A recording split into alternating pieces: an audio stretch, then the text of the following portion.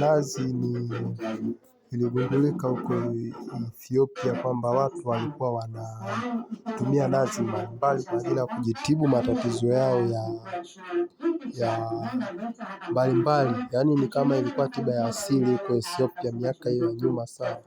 Kwa hiyo ilikuwa inatumika nazi kutibu magonjwa mbalimbali kama visukari, kansa. Yaani ilikuwa hii ndio dawa kongwe, dawa kuu ya matatizo yote.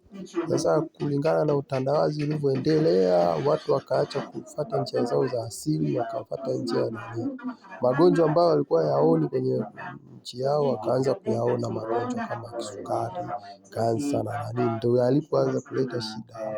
Kwa hiyo hii nazi ambazo tunaziona ni tiba moja ni kubwa sana.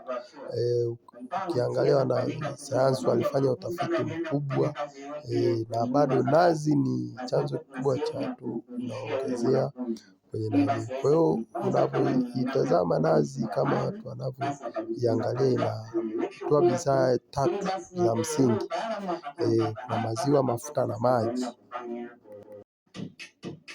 Mafuta na maji. Sasa haya mafuta, maji na maziwa kwenye nazi ndio yanayotumika kutibu matatizo mbalimbali, matatizo ya ngozi, matatizo ya kwenye damu, matatizo ya kwenye figo, matatizo yote ya mifumo yote ya mwanadamu. Inaenda kuipea hiyo mifumo inakuwa kama mipya kabisa.